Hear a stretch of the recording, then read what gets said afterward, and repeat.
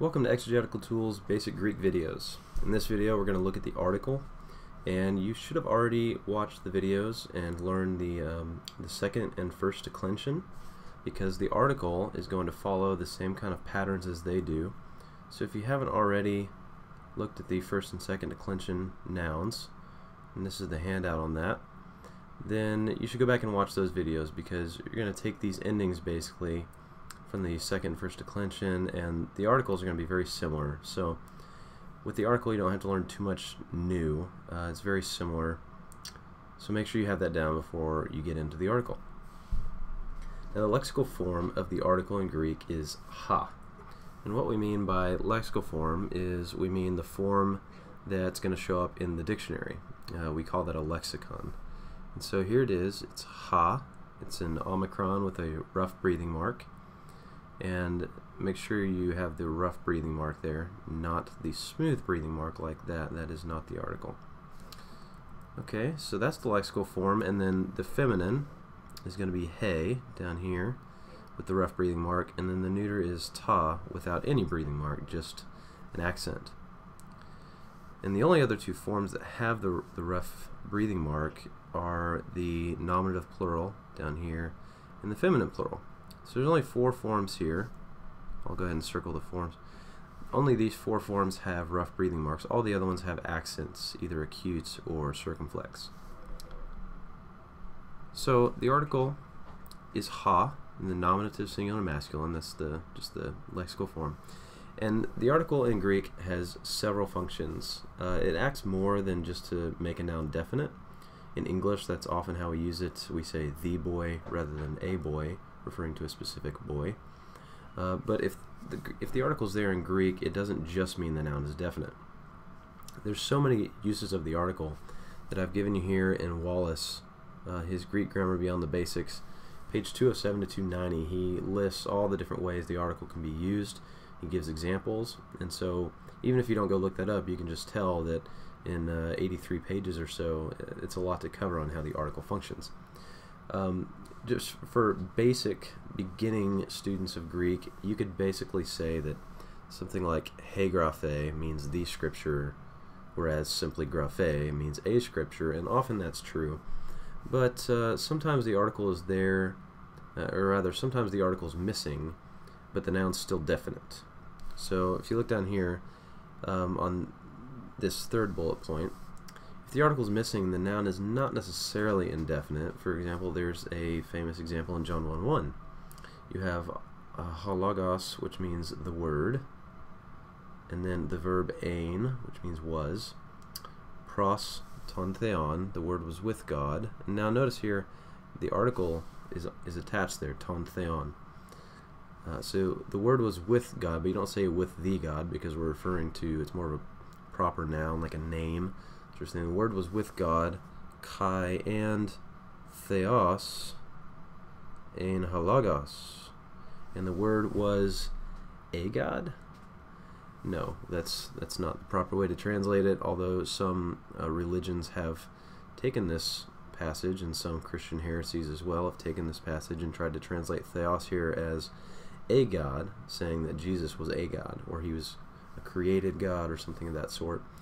But you can tell just from the context here, theos refers back to theon, which has the article, so we're still talking about the same definite, proper name God. So this would not be translated a God just because the article is missing. So it's not a rule that if the article is missing, then the noun is indefinite. You got to use the context.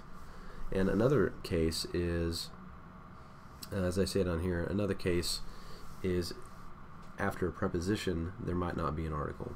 So in Colossians 1:2, Paul says, "Grace to you and peace, apo theou patras hemon." And notice there's no article here before theou. The article there would be to, apo tou theou patras hemon, but it is not there. It's missing, and that is normal. After a preposition, you do not always have to have an article.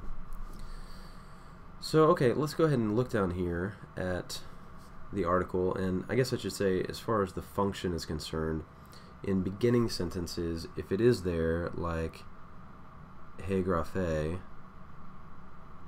then you just go ahead and translate it, the scripture. However, there's a lot of uses if you do go look up in Wallace. I'm not going to get into them here, but there are other uses for it, such as the article can signal possession. It could be his scripture, and that's, you'd have to be able to tell from the context.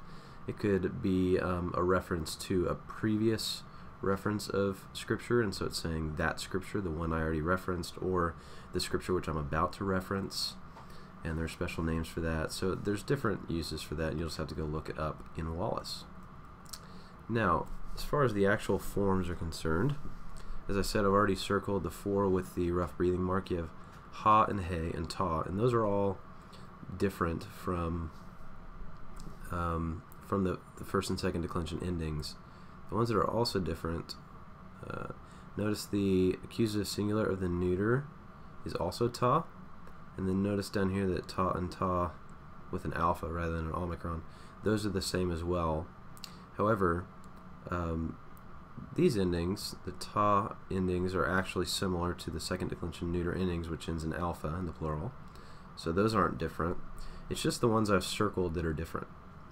So ha, you just have to remember ha, he, and ta are the articles, and you'll see them enough that they'll become very familiar, and it won't be a problem to memorize them. And then notice, to in the genitive singular, you've got to, tes, and tu. Now those are the endings that you already learned. With this is the 2, 1, 2 declension pattern. So you already know to, you already know to and te and to, so you already know all these endings. So we don't have to go through them, but ton in the accusative, ton, tain, and then ta, of course, is a different one. So overall, you have 1, 2, 3, 4, 5, 6 different forms to memorize. And actually, hoi and hai, those are actually the endings from the first and second declension. If you look, here you have lagoi. Take the eraser off. You have lagoi and graphai. So those endings are the same as well. So only these 4 irregular forms to memorize, and all the rest is fine. And usually you're going to see the article coupled with a noun anyway. So for instance, if you see up here, you see he graphe, you'll see that graphe is nominative singular feminine anyway, and then you'll see the he, and you'll just recognize it. So this is very familiar, very easy to memorize. So memorize this paradigm, learn how to write every form of the article. You should memorize it to compose it, not to just recognize it. That way you know it's solid and you're not going to be confused. And one thing to keep in mind, one last note is, for example, with the nominative plural masculine, this is it, but make sure there's not an accent with the rough breathing mark, because that's the relative pronoun. That is the relative pronoun, which would mean something like those, or okay.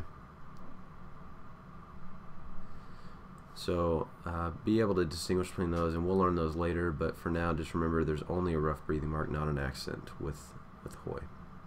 Okay, that's it.